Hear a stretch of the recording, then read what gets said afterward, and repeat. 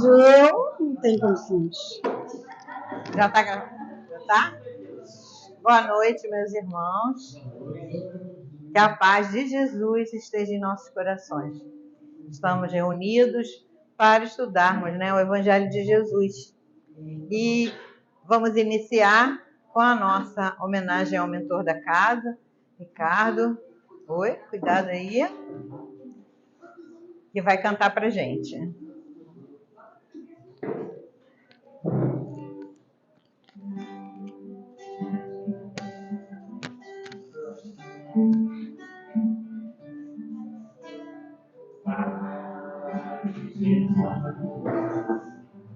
Olhai-nos nós, dai-nos a bênção do Senhor.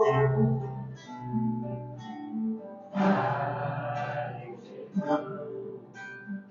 olhai por nós, mostre o caminho do amor. Espírito simples, mas superior, sempre pronto para nos amparar. Espírito vivo e fundamental, Pai, seu amor é imortal. Nosso SEAP é uma dádiva de luz, de caridade, sempre em nome de Jesus. Padre Germano, nosso mentor, hoje de ternura e de amor.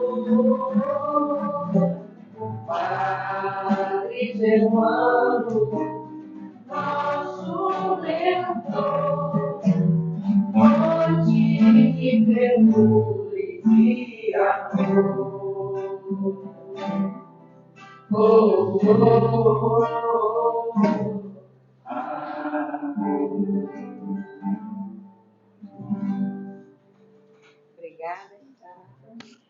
Obrigada, Cláudio.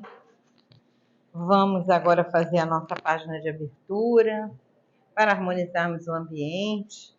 O livro Caminho, Verdade e Vida, daquela série, de Emmanuel, cujas mensagens foram recebidas pelo nosso irmãozinho Chico.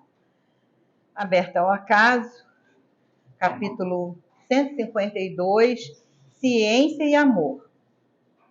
A ciência incha, mas o amor edifica. Está em Paulo, aos Coríntios, capítulo 8, versículo 1. A ciência pode estar cheia de poder, mas só o amor beneficia. A ciência, em todas as épocas, conseguiu inúmeras expressões evolutivas. Vemo-la no mundo exibindo realizações que pareciam quase inatingíveis. Máquinas enormes cruzam os ares e o fundo dos oceanos. A palavra é transmitida sem fios, a longas distâncias. A imprensa difunde raciocínios mundiais. Mas, para essa mesma ciência, pouco importa que o homem lhe use os frutos, para o bem ou para o mal. Não compreende o desinteresse nem as finalidades santas. O amor, porém, aproxima-se de seus labores e retifica-os, conferindo-lhe a consciência do bem. Ensina que cada máquina deve servir com utilidade divina, no caminho dos homens para Deus, que somente se deveria transmitir a palavra edificante com a dádiva do Altíssimo, que apenas seria justa a publicação dos raciocínios elevados para o esforço redentor das criaturas. Se a ciência descobre explosivos, esclarece o amor quanto à utilização deles na abertura de estradas que liguem os povos.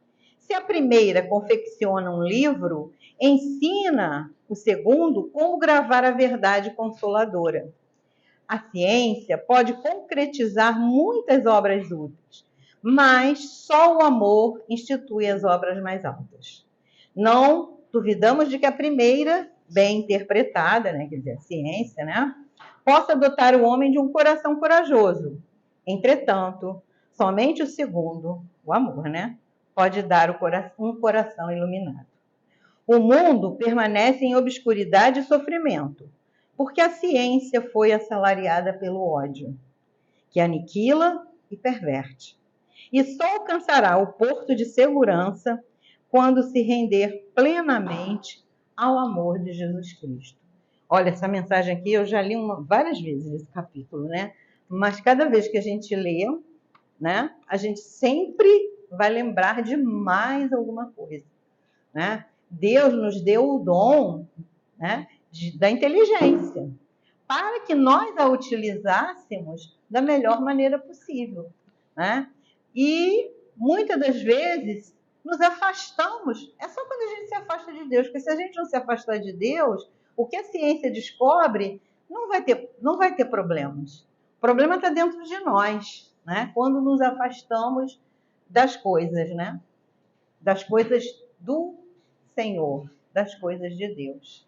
Então, uma coisa que sempre me marca, toda vez que eu ouço isso aqui, é da invenção, né, de Santos Dumont, do avião, e quando ele descobre que a sua invenção foi utilizada para a guerra, né, ele que já tinha algum problema, né, de depressão, entra numa depressão profunda, né, porque a intenção dele não era para aquilo, né? Então, e isso, a gente está falando de coisas grandiosas, mas das coisas pequenas. Nós estamos vivendo esse momento de muito progresso, porque foi assim uma coisa, né, acelerada, absurda, né, de uns anos para cá, né, que a gente vê como a tecnologia avançou, a coisa do celular, né, que aqui a gente não faz ao vivo, né, mas poderíamos estar ao vivo para quem quisesse nesse mesmo momento,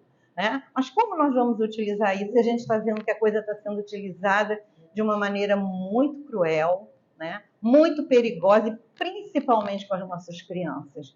Gente, temos que observar, temos que ajudar, auxiliar no que for possível, porque o que a gente tem visto é não podemos nos omitir.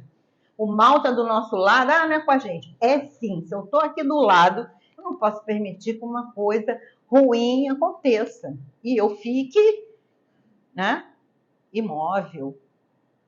Eu tenho que tomar sim as atitudes.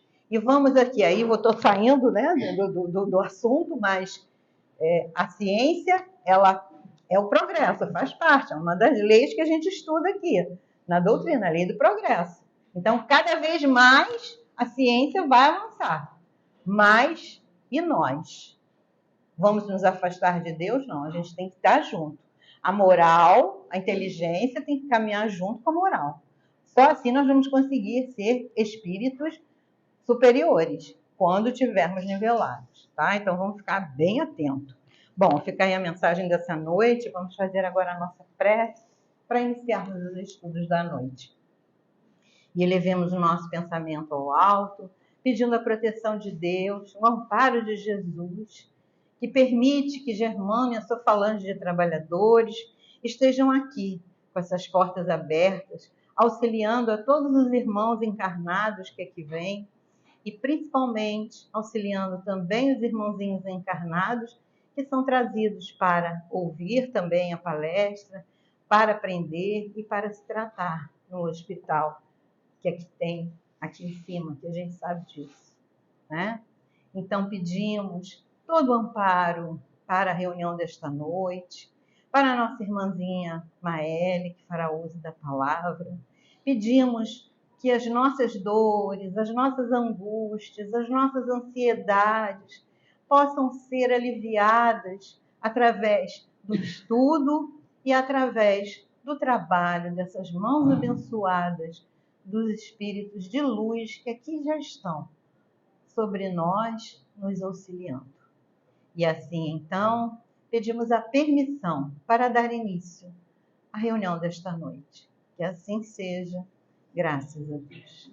Bom, nossa irmãzinha Maeli, que já é nossa conhecida, amiga da casa, já pertencente ao nosso grupo de trabalho. Exato. Né? De trabalho. Seja bem-vinda, e agora é com você. Boa noite a todos. É uma alegria sempre revê-los, estar de volta. É muito bom, né? Quando a gente pode falar de Jesus, é sempre bom. É desafiador, mas é bom. Né? A palestra espírita, ela tem duas características. A primeira é esclarecer, a segunda é consolar. E eu acrescento uma terceira, colocar vocês para pensar. Porque eu gosto que a gente olhe para o Evangelho sob essa perspectiva. Porque o Evangelho ele não pode ser uma pílula que eu coloco na boca e engulo. Eu preciso compreender o que foi dito, o que foi ensinado, o que Jesus veio fazer aqui. Afinal de contas, por que os evangelistas reuniram esses textos para que nós tivéssemos acesso? Para quê? Então, quando a gente fala de evangelho, a gente precisa usar a razão, usar o raciocínio, pensar, refletir, sair fumacinha. Não é como quando a gente está ouvindo uma música, né? A gente está ouvindo uma música, a gente se permite ir na condução dessa melodia, cantarolar. Às vezes ela até nos faz refletir em muitos momentos. Mas o objetivo dela é outro. A palestra, a fala, principalmente quando ela está baseada no Cristo, ela precisa nos levar a uma reflexão. Precisa trazer consolo? Sim. Esclarecimento também. Mas se a gente sair daqui sem pensar, na minha concepção, a gente não vê uma palestra espírita. Né? Até porque a doutrina tem por base, além da ciência, como a página trouxe, a filosofia, o livre pensar. Então, é importante que cada vez que a gente ouça uma fala de qualquer pessoa, seja de um expoente espírita, seja de alguém anônimo, é importante que a gente use o bom senso, a crítica, o pensamento, para que a gente extraia desse ensinamento o melhor para a nossa condução de vida. Porque aquilo que é bom para mim não é bom para o Ricardo, não é bom para o Cláudio, não é bom para vocês. Então, quando a gente olha para o Cristo, a gente precisa entender que ele fala com cada um. Senão, não é Jesus. É alguém que foi inventado. Né? Então, o tema é bem fácil, o tema que eu escolhi. Afinal de contas, ninguém tem esse problema aqui. Ninguém se considera aflito, né? Todo mundo, portanto, é bem-aventurado. Então, tá de boa, né? O último tema foi sobre fé e a repercussão foi boa, né? Foi ótimo. O pessoal saiu meio que um tanto injuriado comigo, mas eu acredito que eu tenha esclarecido e consolado dentro daquilo que eu podia. Né? Então, a mesma coisa hoje. Né? Porque a continuação dessa bem-aventurança é: bem-aventurados os aflitos, porque serão consolados. E aí a gente fica achando que Jesus falou conosco, né? Afinal de contas, eu sou aflito. Se eu distribuísse aqui uma ficha, eu tenho certeza que ia ter uma galera querendo ser o número 1. Eu sou mais aflito que você. Eu tenho mais problema que você, não é? Só que aí eu vim para incomodar. Como eu falei, Espiritismo nos leva a pensar e a gente precisa pensar para além daquilo que está apenas escrito. E Jesus tem esse propósito de nos instigar, de nos provocar. É por isso que a mensagem dele é atemporal. Em qualquer época da humanidade, a gente vai abrir o texto, como a Vera falou, e a gente vai se surpreender com aquilo que a gente pode extrair. Então, eu trouxe 2 textos do Emmanuel para cutucar vocês. Esse título, Bem-aventurados os aflitos, é o maior capítulo do Evangelho, né? O capítulo 5, que tem 31 itens. Ou seja, Kardec se esmerou para trazer o máximo que ele podia, né? Daquilo que iria consolar, ou melhor, que iria contemplar os nossos problemas, as nossas problemáticas dentro do Evangelho. Mas será que todas as aflições são passivas de consolo? Ou será que existem aflições que eu mesmo crio? Será que existem aflições que eu aumento o peso delas? E que aí, portanto, não cabe um consolo direto do Cristo, mas sim um entendimento meu de que eu preciso tirar o peso? É nesse calcanhar que eu quero pegar vocês. Então vamos lá. Emmanuel diz no livro Refúgio. O título do texto que ele dá é Ouvindo o Sermão do Monte. E aí ele vai explicar as bem-aventuranças. Bem-aventurados, claro, os aflitos. Primeiro que ele coloca. Desde que não convertam a própria dor em arrazoável, ou seja, em açoite de recriminações sobre a face alheia.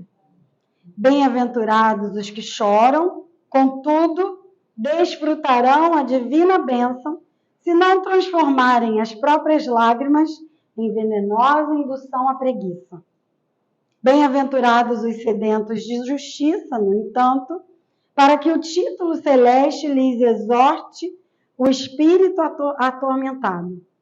Será preciso se abstenham de demandas domésticas ou de querelas nos tribunais com que apenas agravariam os próprios débitos ante a lei.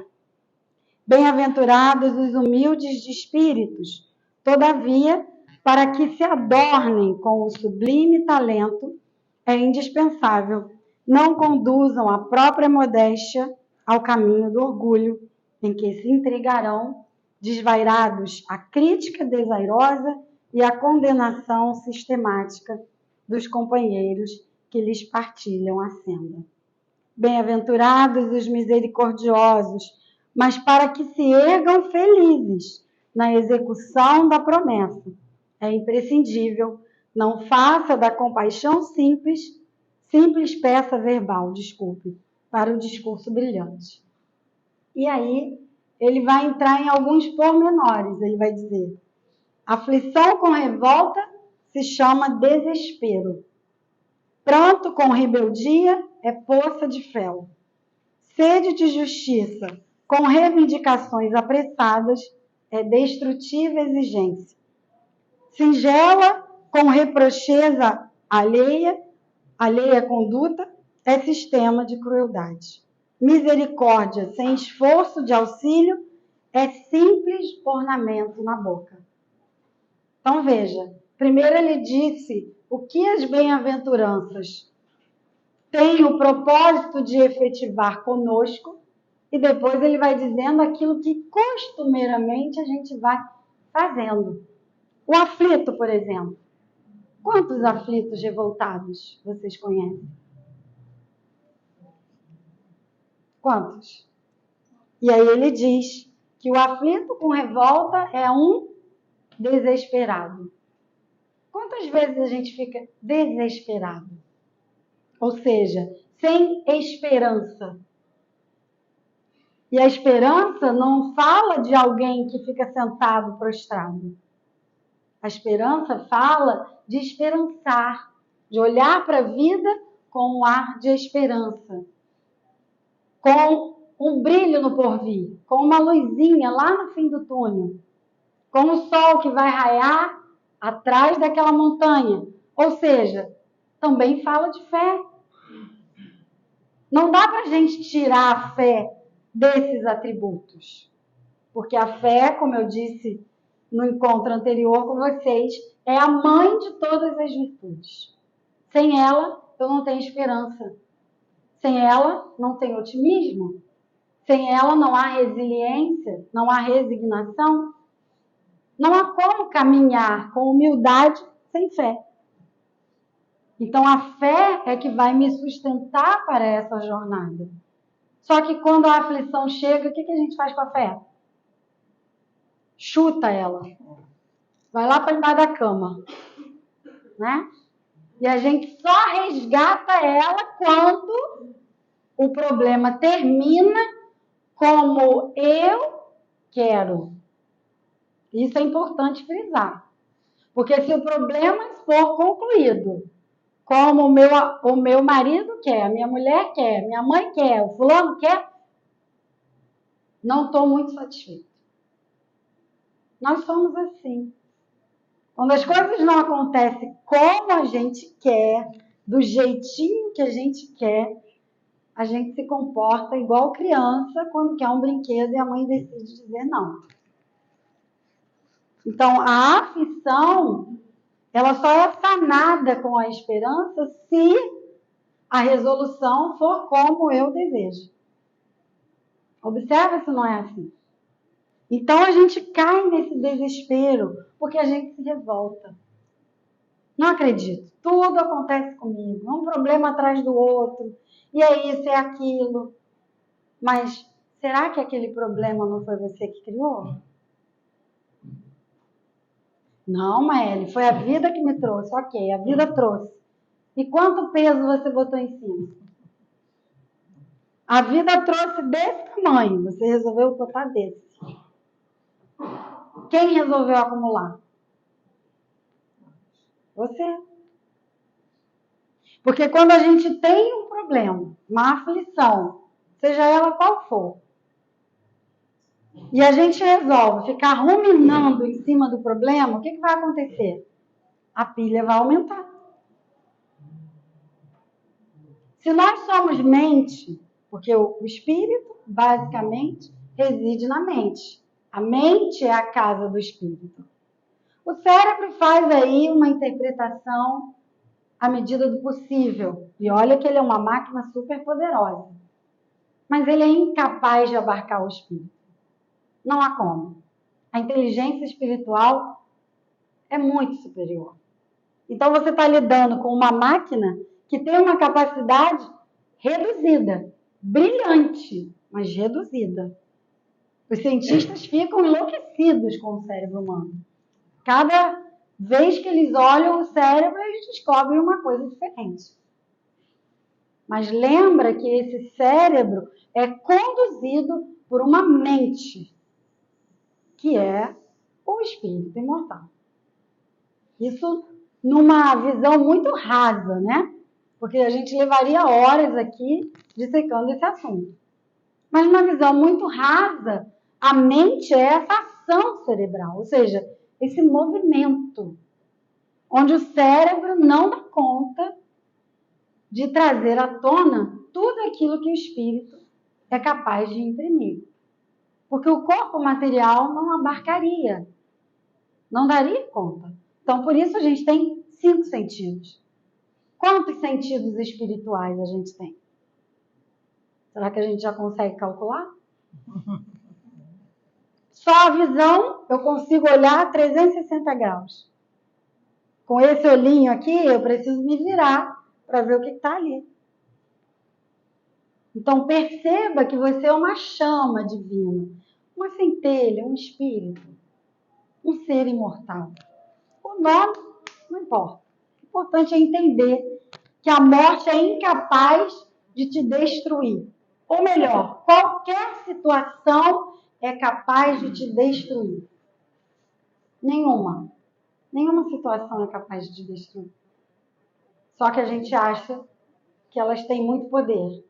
E aí, quando elas chegam na nossa mão, o que a gente faz? Se revolta. Aí entra em pânico, curto-circuito. Dá tilt. Porque a gente ainda não se apoderou, se empoderou desse lugar. A gente acha que a morte é capaz de acabar conosco, que os problemas cotidianos são capazes de nos derrotar. Só que isso não é uma verdade.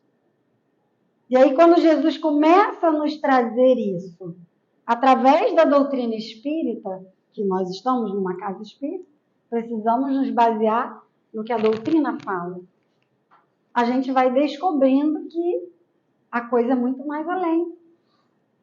Ah, então eu não morro? Não. Ah, então eu tenho várias experiências? Sim. Tenho uma vida com infinitas experiências. Até que eu consiga domar a mim mesmo. Porque o espírito puro é esse. Aquele que consegue se domar. Aquele que não se aflige mais com o que acontece fora dele. Quantas aflições a gente tem que o outro traz? Não tem nada a ver com a gente.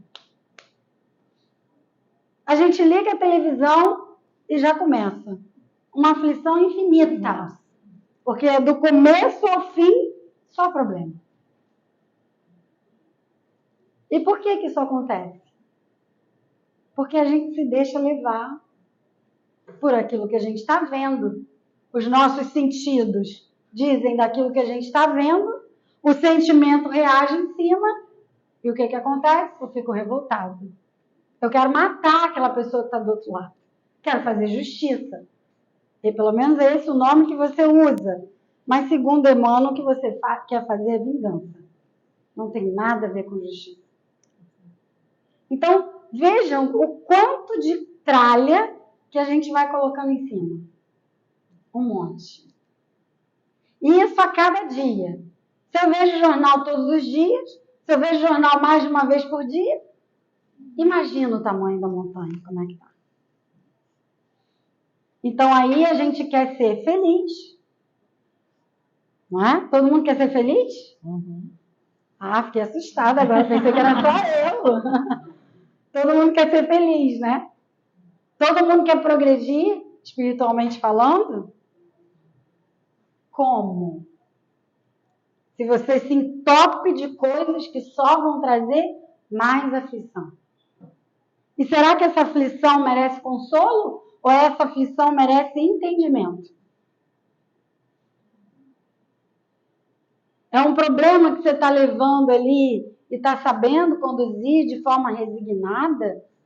Ou você está colocando tralha em cima e se revoltando cada vez mais? Então vamos ler o segundo texto de Emmanuel. Esse está no livro Instrumentos do Tempo, que eu não conhecia, terceiro capítulo, Aflições. Os aflitos classificam-se em variadas expressões. Ufa, temos vários níveis de aflitos.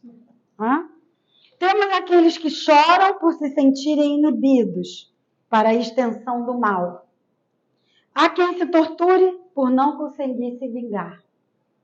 Existem os que se declaram infelizes com a prosperidade do próximo e se enfurecem com a impossibilidade de lhes ultrapassar o progresso econômico ou espiritual. Bom, ele já mostrou aí 3 níveis de aflitos. E eu não vejo nenhum deles aqui com problemas que efetivamente a vida trouxe. Todos foram eles que arrumaram. Eles querem fazer o mal, estão aflitos porque não conseguiram assaltar um determinado lugar ou cometer alguma atrocidade. Aquele que se tortura porque ele quer vingança. Afinal de contas, ele perdeu o emprego, os filhos estão passando fome, etc, etc. E ele não quer justiça, ele quer se vingar. E aí há uma grande diferença. E aqueles que estão infelizes, sabe por quê? Porque o outro está prosperando e ele não. E aí ele não consegue ganhar mais que o colega. O colega tem um cargo, ele tem outro, e ele queria muito ganhar o salário do colega. Vocês viram aí alguma aflição que foi causada pela vida? Quem está causando a aflição? A gente. E aí ele continua. Aparecem aqueles que se afirmam desditosos por não poderem competir com o luxo de quem se confia à extravagância e à loucura. Então, começa a olhar as revistas da vida ou o Instagram e alguém está em Ibiza com uma taça de champanhe, numa lancha maravilhosa, Eu estou falando isso porque eu amo o mar e adoro uma lancha. Então, você olha para aquilo e diz, que coisa, né? Que desgraçado. O que ele fez para conseguir isso? Mas não é assim que a gente fala. Na vida cotidiana você fala como? Diferente disso? Não fala. O que ele fez para conseguir isso? É ainda mais. Ele deve ter roubado alguém, deve ter trapaceado. Porque quem tem dinheiro nunca é honesto. Esse é o nosso julgamento. A gente precisa começar a encarar essas coisas e olhar como que a gente se comporta socialmente. Então, se alguém se destaca, em alguém ele pisou para chegar lá. Você não acha que ele tem mérito. Você não acha que ele conseguiu porque ele se esforçou, porque ele estudou, porque ele foi atrás do sonho dele. Porque ele ultrapassou todo mundo, pai, mãe, sociedade, e foi embora. Ele foi viver aquela verdade que pulsava dentro dele. Não, se ele tem dinheiro, ele é ladrão. Isso é um equívoco. Uma coisa não tem nada a ver com a outra. Tem um monte de gente aí roubando e não tem dinheiro. Porque se eu roubo o teu sonho, eu não preciso ter dinheiro. Com a palavra mesmo, eu estou te roubando. Então, a gente precisa começar a analisar as coisas de outro modo. Que é um tanto que o mundo tentou dizer para nós que era, para ninguém sair por aí ficando milionário. Já pensou muita gente milionária? Ia dar muito trabalho, né, para o governo. Então, a gente deixa a maioria pobre, diz que quem é rico é ladrão, e aí, quando você olha para o Cristo e tem ele como exemplo, você diz, bom, então eu não quero ser rico, porque senão eu vou ser ladrão. É massa de manobra. E assim a gente vai fazendo um monte de coisa. Bem, mas voltemos. Muitos exibem chagas de inconformação ante o sofrimento que eles próprios improvisaram. Alguém se reconhece aí? Muitos exibem as chagas de inconformação ante o sofrimento que eles próprios improvisaram. Quantas dores você carrega que foi você mesmo que se mutilou? Porque você não entendeu? Porque você não quis perdoar? Porque você não quis olhar de outro jeito? Porque você preferiu ficar com o seu ponto de vista sem olhar para o ponto de vista do outro. Jesus incomoda, né? Ele tira a gente do lugar. Mas eu estava tão bem aqui. O nome disso é zona de conforto. Só que ela não tem nada de confortável. Esse é um nome científico para dizer que o nosso cérebro se acostuma com determinados hábitos. E por isso eles designaram zona de conforto. Mas ela não é confortável. Ela só te leva para o mesmo lugar, porque o cérebro age com repetição. É assim que ele aprende para poupar energia e você conseguir vida orgânica, para que essa maquinária toda possa trabalhar e ter vida. Então, quando você olha para um problema, muitas das vezes você precisa olhar por outros ângulos. Vai lá meditar para saber se realmente aquele problema foi a vida que trouxe. E ainda que seja, como que você está se relacionando com esse problema. Já está acabando.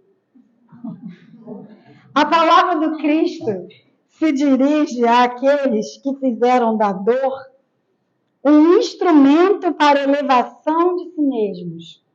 Assim como o artista se vale da pedra a fim de burilar a obra-prima da estatuária. Então, a palavra do Cristo, bem-aventurados os aflitos, é para aqueles que fazem da dor um instrumento de elevação de si mesmo. Quando eu não estou fazendo isso, essa palavra não serve para mim. É aflição por aflição. Serei bem-aventurado? Sim, mais à frente. Porque você não tem só uma aflição, você tem várias. as muitas que você criou e algumas que papai mandou. Tem um texto no Evangelho que o Espírito diz: não põe mais peso naquilo que a vida te manda. A gente adora. Que na verdade a gente gosta de ser vítima. É tão bom esse lugar. Tão bom. Que aí você conversando com o outro fala assim: nossa, fulano, eu tô com um problema. Ele fala: e nem te conto, o meu é maior que o teu. A gente adora isso. Se fazer de vítima, tá muito pesado. Aí a gente chora. Aí a gente se desespera. Aí liga para fulano, beltrano, sabe? Pega a lista telefônica inteira para ligar. O dia inteiro você reclama daquele problema. Aí ele fica maior. Insolucionável na tua cabeça. É ou não é? Aquilo vira um martírio mental. Mas, minha nossa, cadê o instrumento de elevação que essa dor veio trazer? Se é uma dor genuína. Se é uma dor que, de fato, você entende e trabalha com ela. Não é aquela dor de dar uma topada ali no chão, não. Nem aquela dor do ônibus passar e você ficar feliz da vida porque você está atrasado e ver o ônibus passando. Não é essa. Ou então você tem que entrar naquele metrô lotado, você tem que esperar 1, 2, no quarto talvez você consiga entrar. Não é dessa aflição que ele está falando. É a aflição que vai me elevar. Sabe aquele caos? Tá tudo indo muito bem, você está ali navegando, já que a gente falou de barco e mar. Você está ali navegando em águas tranquilas. De repente, vem uma tempestade. Instala-se o caos. Você fala: não acredito, estava tudo indo bem. Essa é a aflição que vai te levar. Se você souber vivenciá-la. Se você não usá-la como vítima, só para reclamar da vida. Se você não ficar colocando a culpa no outro. E com inveja do vizinho, que a vida dele está ótima e a sua está assim. Porque o caos tem o propósito de nos elevar. Aí sim. Aí a gente ganha consolo, amparo. Quando a gente está vivendo dentro daquilo que a gente precisa viver. Com resignação, com fé, com esperança. Fazendo tudo que eu posso. Mas sem me injuriar com o papai e nem colocar a culpa em ninguém. Assumo para mim. E vou fazer daquilo uma história diferente. Então, para concluir, ele diz: acautela-te, se conservas alguma aflição particular. A angústia, muitas vezes, pode ser a antecâmara do desequilíbrio. Vocês já viram alguém angustiado, equilibrado? Desconheço. Todas as vezes que eu fiquei angustiada, perdi totalmente a compensação de equilíbrio. A gente fica, né, bambo.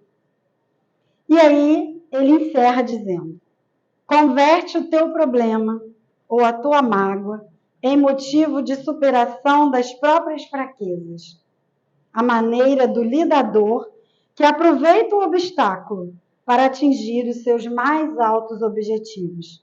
E então terás convertido as inquietações do mundo em bem-aventuranças para a felicidade sem fim.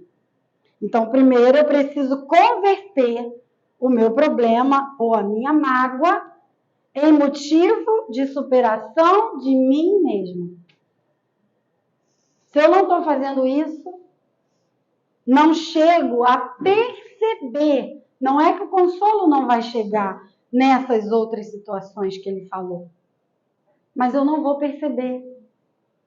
Sabe por que eu não vou perceber? Porque foi eu que criei o problema. Eu estou fechado para balanço. Estou ali ruminando aquela situação. Então eu não vejo mentor, mensagem chega, não estou nem aí.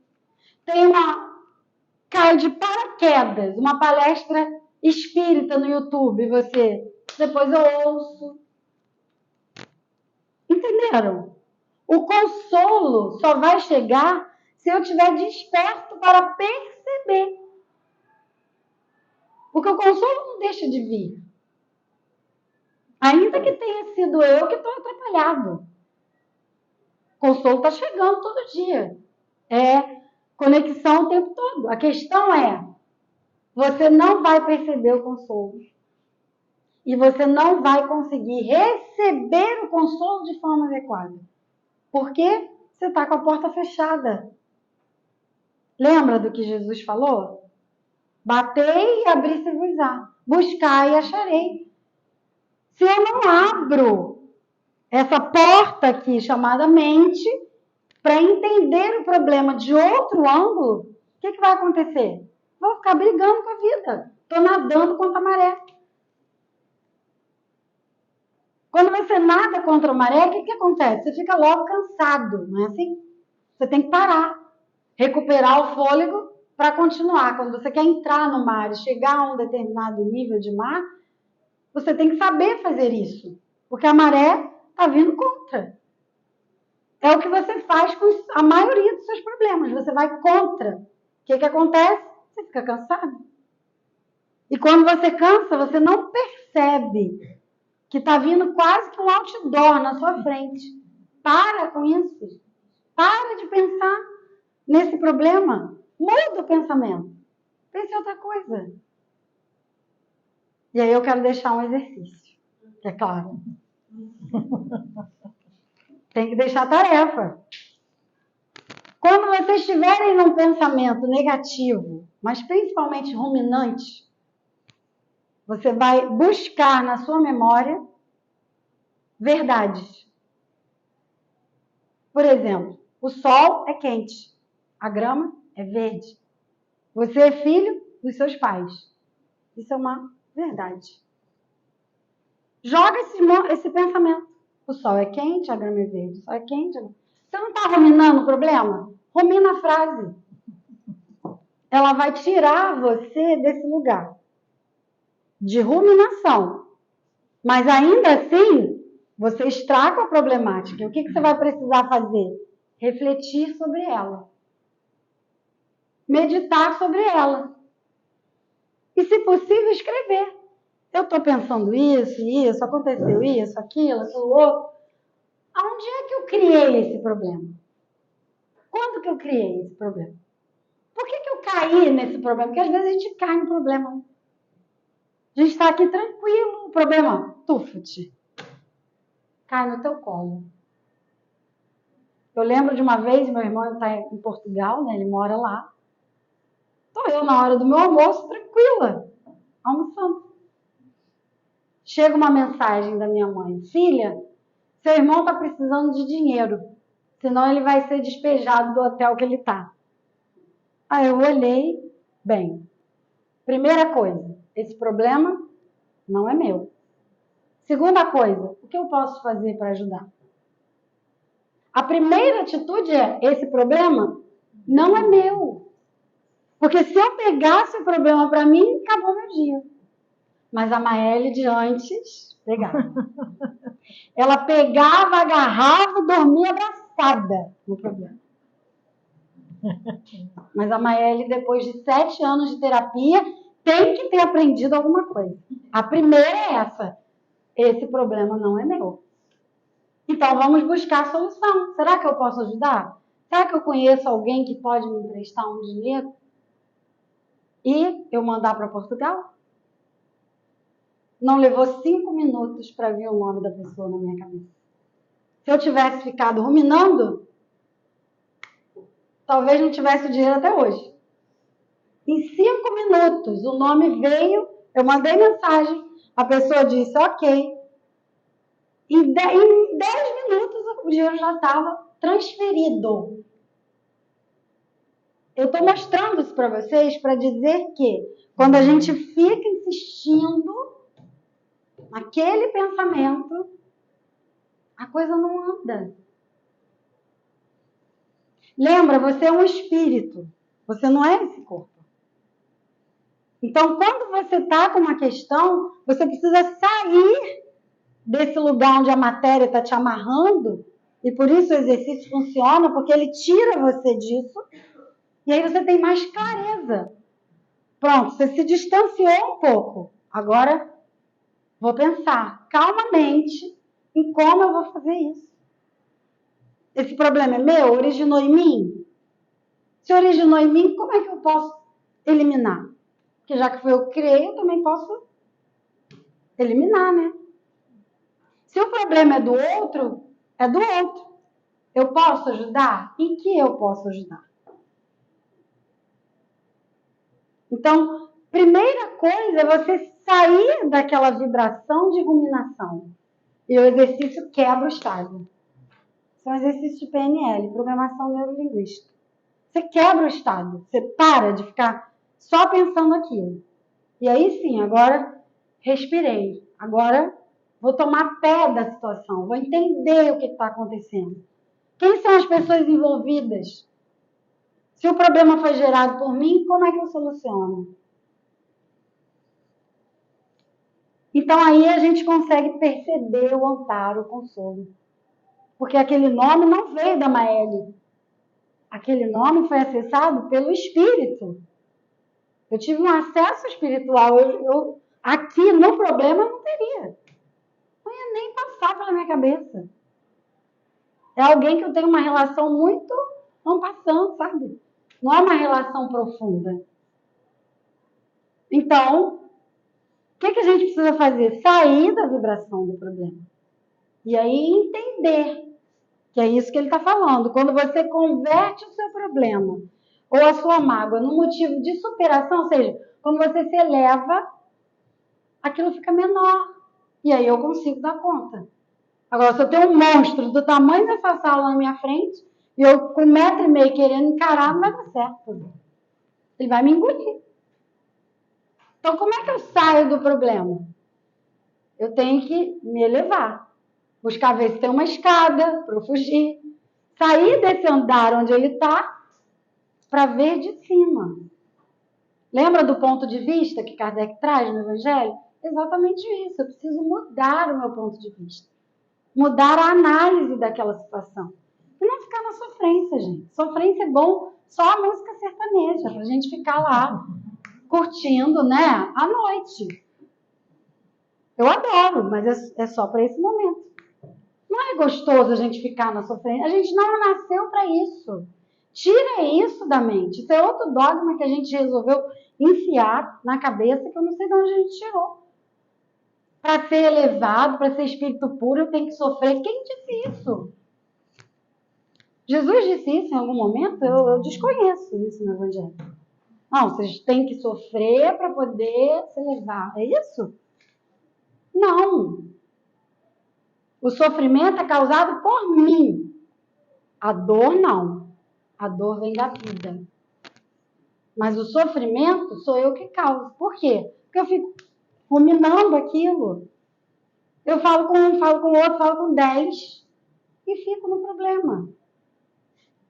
Então, quando a gente entende isso, a gente se eleva. A gente sai desse lugar e busca novo olhar para a situação. Que possibilidades eu tenho para resolver? E vou dizer para vocês, a gente sempre tem infinitas possibilidades. Mas sabe por que a gente não enxerga? Porque a gente fica igual o cachorro correndo atrás do rabo. É como se o problema tivesse pendurado em você. Você fica igual um peão, rodando em cima do problema.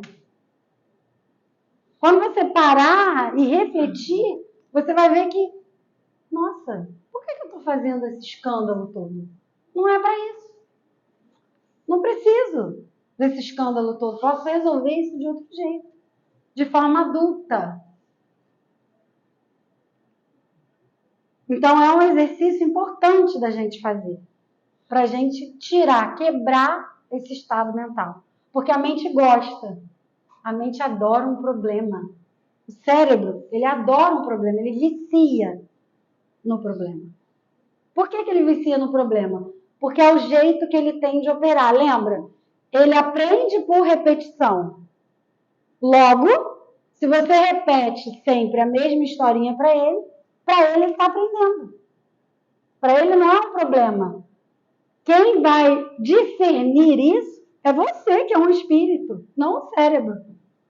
O cérebro é uma máquina. Então é você que vai ter que aprender a operá-la. É você que vai ter o senso crítico. E vai dizer, não, isso aqui não faz sentido, isso aqui não tem lógica. Isso aqui eu posso descartar, tirar da minha lista de problemas.